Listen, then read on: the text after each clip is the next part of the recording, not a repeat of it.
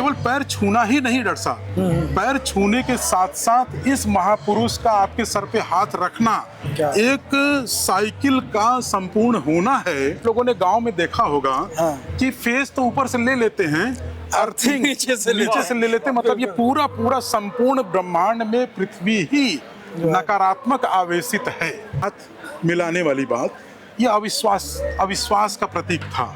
कोई खंजर छुपा के रखा है तो सामने आ जाएगा। इसलिए हाथ मिलाने की प्रक्रिया हुई कि you are with empty hand, I am with empty hand, तब हमारा आपका मिलन हो सकता है, अदरवाइज नहीं। दोनों हाथ आपके सामने खुले रखते हैं, आपके भी दोनों हाथ, मतलब अब अविश्वास का कोई जगह नहीं बचा। और यही हमारी सनातन धर्म की प्रक्रिया का मूल जड़ व्याख्या है। क्या बनारस लिट फेस्ट के आज दूसरे दिन में हमारी मुलाकात हुई CHS बॉयज स्कूल के वाइस प्रिंसिपल महेश चंद जायसवाल जी से, और हम इनसे जानना चाहेंगे कि लिट फेस्ट का क्या है आज का सिनेरियो और कैसा रहा, आपको कैसा लगा करके यहाँ पे। यहाँ पर तो हम लोग हर बार जब होता है तो आते ही रहते हैं जी।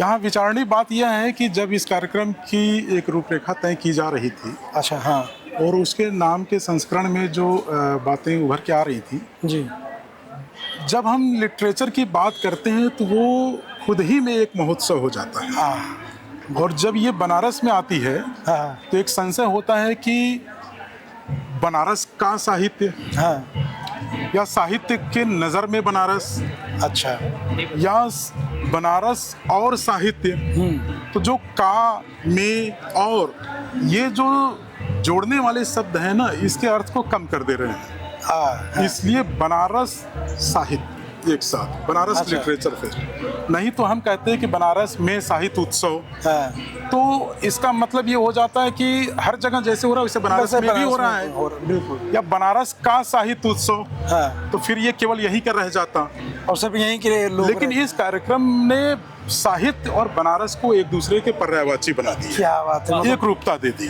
तो जब जब साहित्य की बात होगी तो अनायास ही जेहन में बात आएगा कि बनारस, और जब बनारस की बात आएगी तो एक बात आएगी साहित्य, और जब दोनों के सम्मिश्रण होगा तो इस तरह के महोत्सव खड़े ही होंगे। और ये नाम, और यही मेरे नजर में बनारस साहित्य उत्सव का, बिल्कुल क्या अच्छी बात बोली। और ये बनारस लिट फेस्ट।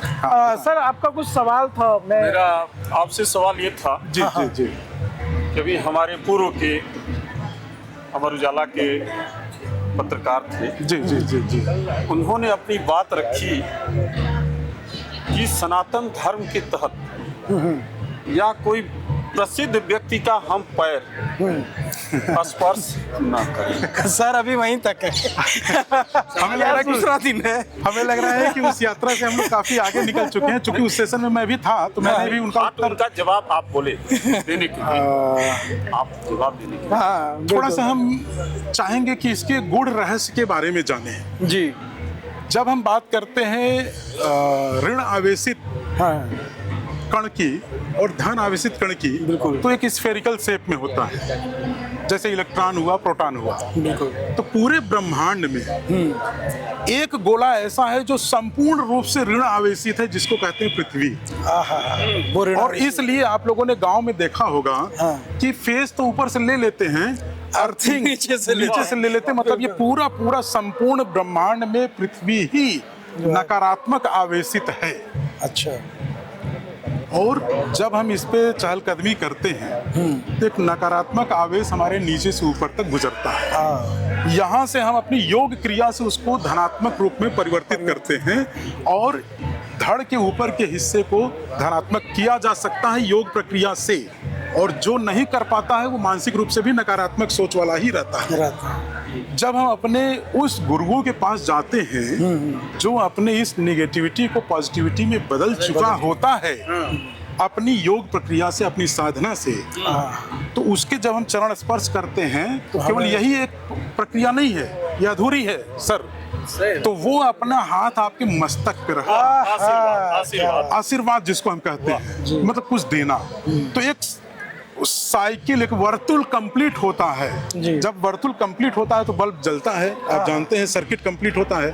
तो केवल पैर छूना ही नहीं डॉक्टर साहब, पैर छूने के साथ साथ इस महापुरुष का आपके सर पे हाथ रखना क्या? एक साइकिल का संपूर्ण होना है, और हमेशा वो धनात्मक से ऋणात्मक तरफ बहता है। तो जो हमारे अंदर सद्गुण है, जो सकारात्मक है, वो आपके मस्तिष्क तक एक बहाव है।